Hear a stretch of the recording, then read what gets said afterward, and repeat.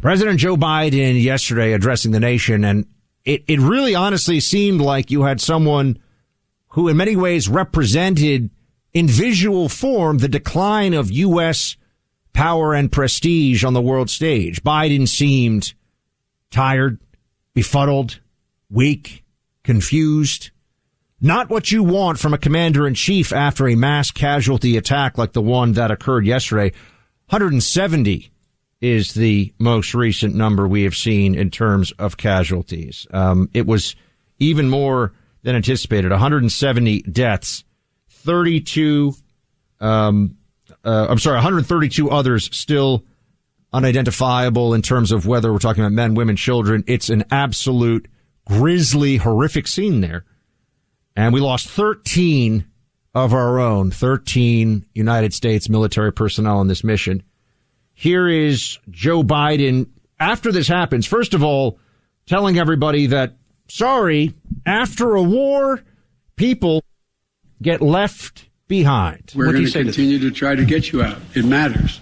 Look, I know of no conflict as a student of history, no conflict where when a war was ending, one side was able to guarantee that everyone they wanted to be extracted from that country would get out. And think about it, folks. I think it's important. I know the American people get this in their gut. So we're going to leave people behind, it seems to me, Clay. It's just a question of who. This is what Joe Biden is saying after what happened yesterday. Buck, I hate that this is the situation we're in on so many different levels. But Joe Biden seems to me, and I know a lot of you out there as well, every time I see him speak, it's as if he is aged and deteriorated further. I don't know whether he's going to be able to make it 4 years. Arguably, other than people who have died in office in their first 8 months, Buck. Since Joe Biden is a student of history, I am as well. I can't think of a presidency that has been worse in its first 8 months than Joe Biden's. Now, you had some guys, get pneumonia when they were giving their inaugural address and end up dying unhealthy in their first 8 months, certainly.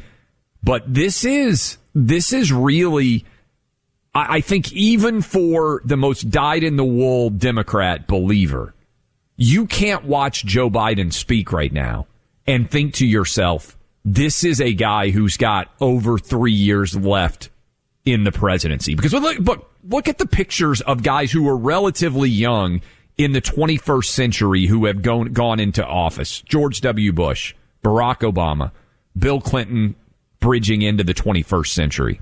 Obviously, Trump only served one term. They age. The presidency is such a weight on your shoulders that for a 78-year-old Joe Biden, Buck, I mean, are you with me that you look at him, and this is not even analyzing necessarily the politics, but just looking at him physically, I don't see how he's going to be able to stand up for over 3 more years in the most difficult job in all of the country. And to say nothing of his decision-making or any of those things, just physically and mentally, I don't think he's got the wherewithal to be president over 3 more years. He was never impressive. This is the part of it that I think gets left behind. It's not as though Joe Biden is the aging political genius or rock star or whatever it may be. He was just been around a long time, played the game the way he had to keep his Senate seat in Delaware guy. And now he's been thrust into this role. I mean, I think he was in some ways perfect maybe to be the vice president because the Obama administration didn't want anybody who was going to overshadow or create a real challenge. They weren't going to let Hillary Clinton be the vice president. And so that's what happens now is we see that Joe Biden is in this role. He is the president and he's supposed to be projecting not only calm and command to the American people, but let's be honest, an air of menace to our enemies. I mean, the enemies of the United States are supposed to think this is a guy we don't want to cross. And here's where he made his pitch that, we're essentially going to come after you and we're not going to allow this to go without reprisal. To those who carried out this attack, as well as anyone who wishes America harm, know this: we will not forgive. We will not forget. We will hunt you down and make you pay. I will defend our interests and our people with every measure at my command. Clay, two things on this. First of all, to our conversation about how this president is doing and appears in the role. And I agree with you. And I've always said this. I don't like, I try to avoid, people will call him, the dementia patient, president, that's really serious stuff. But he's the commander in chief. He's got to be in the role. So he is deteriorating in a way we could see. And for any normal for any normal situation, you'd feel sorry. You'd want people to take care of this guy. Yes. Instead, he's been thrust upon us as the commander in chief. So I don't think that it comes across in the way it's supposed to, as this is a guy who our enemies feel like is going to make that decision at, the 3 a.m. phone call in a way that will make our enemies feel like they're on notice and that there'll be consequences. But beyond that, Clay, going after what? We're going to track down ISIS-K or whatever element of jihadism did this. That does nothing for the next 4 days, right? First of all, we're not going to track them down in the next 4 days. We don't have the assets to do it. We don't have the attention or the time right now. We got to get Americans out. But bringing this up, it just felt so hollow as soon as he said it. I watched this, Buck, and it felt like somebody was trying to play a role and they didn't have the acting chops to pull it off. And I know a little bit about not having the acting chops to pull it off because I'm the worst actor of all time. We do skits for our television show on FS1, and everybody else on the show makes fun of me because I can't memorize lines. I can say exactly what I think unscripted, but as soon as you start having me memorize lines, I fall apart. And it felt like Joe Biden was trying to play a role in the way that he was talking there. The problem is, I don't think anyone out there actually fears Joe Biden in any way. And look, there's an obsession.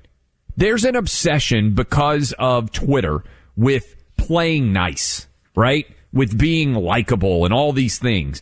And sometimes you just gotta be, and I gotta be careful what word I use here because I don't want to get us FCC violated, but sometimes you gotta be, I'm just gonna use it as a euphemism, sometimes you have to just be a total jerk, right? You can't always be Mr. Nice Guy. And when Joe Biden tries to pivot and show that he has that he's willing to throw a punch, it doesn't register, right? It just doesn't register. Just like some of you out there know you had a parent at some point who you knew was never going to spank you, like when you were a kid growing up. So the threat of a spanking, you're like, yeah, you're not going to do that. Like that's what the government, other governments around the world, I think, see with Joe Biden. Even the most loving family dog you want to have capable of growling and showing teeth. That's right. Necessary. That's a good analogy too. I think that's true for all of us. It's certainly true for the commander in chief here. And, I use that title even more than president right now because that's really the role that he's thrust into, right? Yes, he's both, but right now this is the guy who's making the top level decisions for the United States military. This is who all the generals go to. Sir, what do we do? Sir, how do we go forward? And I got to tell you, the former commander in chief before him, who every special operations guy I talk to, and I know a lot of them, every person I know who is a door kicker, a war fighter, they just felt like he was a guy who got it and would give them the orders that need to be given to protect the American people. Here's former President Trump on what he saw yesterday. Our country is really in trouble, and it's only going to get worse. What you're watching now is only going to get worse. It can only go one way. We had something where they didn't get near us. They were petrified of us. I let them know that if they do anything, we hit them right where it hurts, which is their homes. And they know it, and they were waiting for us. They would have been very happy to let us go and take every American and anybody else we want to take our equipment. And for some reason, he botched the plan and took the military out first. Now, it's a very sad day for our country and a great embarrassment. Beyond embarrassment, it's a very dangerous day for our country. Clay, we lost more American servicemen yesterday than we've lost in one day than we've lost in Afghanistan in years. 10 years. 10 years, Buck, is the number that I saw out there. 10 years. This was the deadliest day we have had in Afghanistan in 10 years. And I think it's all at the feet of Joe Biden. And unfortunately, Buck, you and I, for the past 2 weeks, had been saying this is where we were trending.